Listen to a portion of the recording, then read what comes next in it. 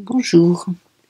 Après avoir passé des années à se voir vivre, à essayer d'être à travers le regard de l'autre, à essayer de plaire à l'autre, d'être reconnu par l'autre, après des années de développement personnel, de recherche, de tentatives de compréhension, de quête d'épanouissement, nous avons souvent l'impression d'être arrivé. Ça y est, je suis arrivé à me donner ma place, à me donner ma valeur et ne plus chercher ma reconnaissance dans le regard de l'autre. Et c'est là que nous commettons la plupart du temps une erreur majeure, une erreur importante et une erreur qui retarde cet épanouissement que nous cherchons tant. Cette erreur, c'est de vouloir être. Vouloir être au lieu d'être tout simplement. Mais c'est quoi vouloir être? Vouloir être, c'est quand vous vous dites « Ah, j'aimerais être comme ceci, je souhaiterais être comme cela, je voudrais faire de ma vie ceci, faire de ma vie cela », avec plein de bonnes intentions et d'excellentes idées de bien-être, de développement, de réussite personnelle, etc., etc., etc. Et alors, me direz-vous, et alors, quelles références preniez-vous? Quelles projections sont les vôtres dans ce chemin-là? Eh bien, ce sont des références plus ou moins standards, plus ou moins reconnues. C'est ce que l'on pense en général que l'on doit être pour être bien. En général ne sera jamais en particulier. Ah, j'ai envie d'être quelqu'un qui s'épanouit, qui ose dire ce qu'il est, quelqu'un qui est à l'aise avec tout le monde. J'ai envie d'apprécier le goût du voyage. J'ai envie qu'on me reconnaisse et que je m'affirme. J'ai envie. Oui, mais est-ce que c'est moi? Est-ce que je me suis posé la question, qu'est-ce que je suis au fond de moi? Pas ce qu'on a fait de moi, hein, ce que je suis au fond de moi. Quand soudain je m'arrête de me projeter sur un moi idéal, selon moi, que je m'arrête de me projeter, que je stop, freine, craque, mais off la machine à penser à ce que je pense être mon épanouissement, mon développement, le meilleur pour moi, stop. Je m'arrête.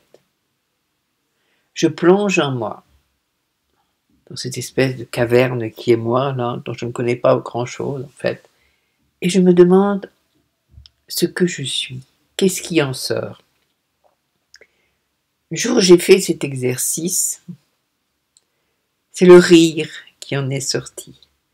Effectivement, quand on me connaît un peu, je ris, je suis joyeuse, alors que je me pensais beaucoup plus sérieuse que ça.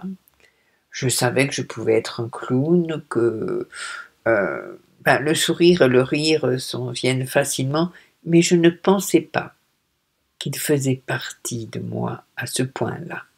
Pourquoi?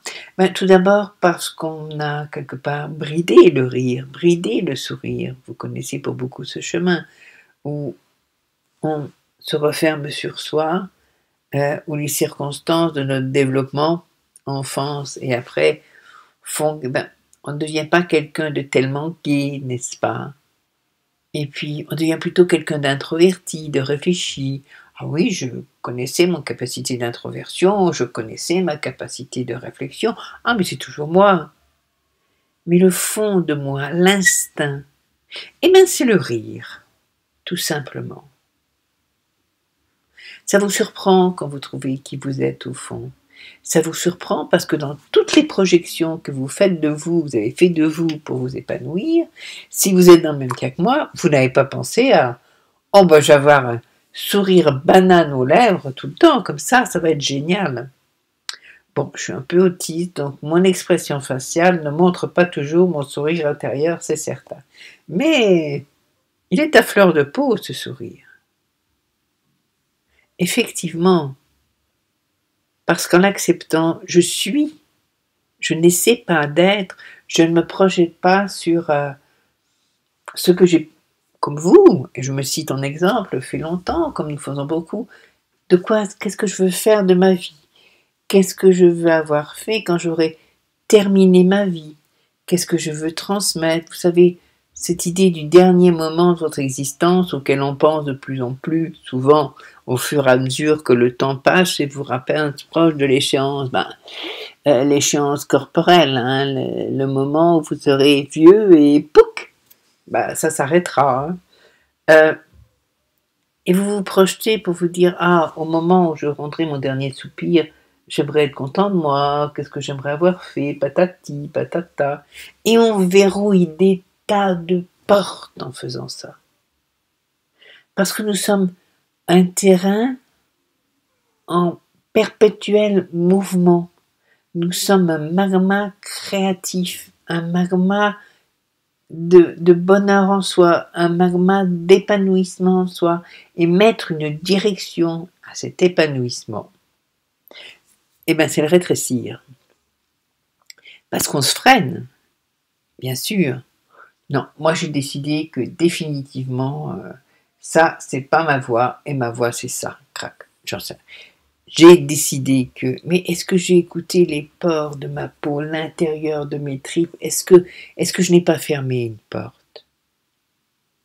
Affirmer est une erreur. Être est la raison. Être, comme je le disais dans un autre audio, se poser ces 2-3 minutes, juste entendre sa respiration, sentir sa respiration, prendre conscience que son cœur bat. Je suis. Tout simplement. Je suis. Alors, je ne sais pas ce que je vais devenir. Est-ce que je vais devenir un exemple? Est-ce que je vais devenir quelqu'un de banal? Est-ce que je serai fier de moi? Est-ce que je serai satisfait de moi? Pourquoi est-ce que je me pose la question? Je parle du futur. Mais en me projetant dans le futur, j'oublie de découvrir, de savourer mon être au présent. Cesser de vouloir être pour être tout simplement, c'est apprendre à vivre profondément au présent. Je pense au contemplatif qu'on trouve dans toutes les religions, qui se posent dans l'instant, sans se projeter dans demain, face à ce qui est leur foi, face à ce qui est leur croyance, mais ils s'imprègnent de ça. Et ils sont le plus souvent heureux. Et ce bonheur, ce sourire, cette plénitude qu'on découvre en eux, alors qu'ils sont dans le silence, alors qu'ils sont enfermés, alors qu'ils sont isolés, ça étonne. Ça ne devrait pas. Parce que eux, ils ont cessé de chercher à vouloir être. Ils passent leur temps à ressentir ce qu'ils sont, à ressentir ce qui les traverse, à ressentir ce qui les fait vibrer. Apprendre à simplement ressentir ce qui nous fait vibrer de manière positive. C'est ça qui est important. Dans nos relations à l'autre, dans notre relation personnelle, intime à l'autre, c'est essentiel, ça devrait l'être.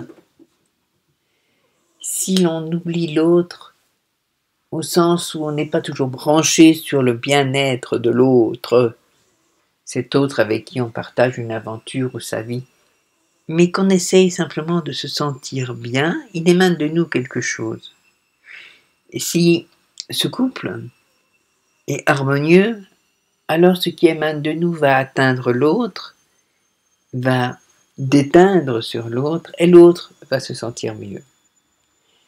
Et si ce couple est disharmonieux, ce bien-être va déranger l'autre. Il y a quelque chose qui va grincer, frotter. C'est ce qu'on trouve dans les relations toxiques. Au départ, la victime semble à son bureau quelqu'un qui se sent bien, même si c'est une apparence liée à un long combat. On s'en passe ça. Et ce bien-être qu'il attire finit par l'agacer, le répulser, lui donner envie de le détruire. Et les relations toxiques sont bien sûr tout sauf harmonieuses. L'harmonie en soi, c'est la clé de l'harmonie avec les autres. L'harmonie en soi, ce n'est pas souhaiter être, vouloir être, c'est-à-dire il faut être clair avec soi-même et bien se regarder en face dans notre miroir. Ce n'est pas vouloir donner une image positive, une image que l'autre va reconnaître, même en disant et en affirmant « je suis ceci, je suis cela, je poursuis tel chemin, humblement, je cherche, je quête, je me remets en question ». Oui, c'est très bien de le faire. Mais pourquoi éprouver le besoin de le dire? On ne transmet rien comme ça. On transmet en parlant de ce qu'on vit, on transmet en s'interrogeant avec l'autre, on transmet en lui transmettant ce que j'essaye de faire, le fruit de sa réflexion, l'étape où on en est sur son chemin. Mais pas en voulant absolument le conforter, le persuader qu'on est ça, qu'on a fait ça et qu'on en est là. Parce que si on fait ça, c'est qu'on est planté. C'est qu'on veut être. Ce n'est pas qu'on est. C'est simple et complexe à la fois, cette notion de vouloir être et d'être. Ben oui, mais si je ne veux pas être mieux, je ne m'en sortirai jamais. Mine de rien, si. On prend le problème dans l'autre sens. On commence par se poser la question de qui suis-je? Qu'est-ce qui me fait vibrer? Qu'est-ce qui est en moi inné? Alors j'avais mon rire, alors j'avais la réflexion profonde toujours qui m'agite, mon cerveau qui tourne tout le temps sur le monde, et puis parce que je suis très mystique, j'ai ma foi. Ça fait déjà pas mal pour une seule personne. Et ces éléments me constituent. Ça, c'est moi. J'ai pas besoin de vouloir devenir meilleur, pire. Si je cultive ce que je suis et que je le laisse s'épanouir, la plante deviendra belle parce que je lui ai apporté tout mon soin, toute mon attention, toute ma protection. Je serai. Et le jour, dont j'ignore la date, où je rendrai mon fameux dernier soupir, ben si j'y étais, je serai en paix avec moi, en paix avec les autres et surtout heureuse au fond de moi. Parce que je me serais donné cette fameuse place si importante pour être un être épanoui. On y réfléchit. N'hésitez pas à faire vos remarques, à poser vos questions. On continue cette piste-là à la creuser. Il faut la creuser. Vous verrez. Elle est passionnante et elle ouvre bien des portes. Si vous avez envie qu'on en parle en tête-à-tête, bien sûr, ça rentre aussi dans les consultations, puisque les consultations se font pour aider les gens qui sortent de relations toxiques, mais elles se font aussi pour aider à s'épanouir, à poursuivre son chemin de développement personnel. Donc, n'hésitez pas, vous envoyez un mail à Liberted, le mail s'affiche, et on se donne rendez-vous. Plein de lumière. À bientôt. Au revoir.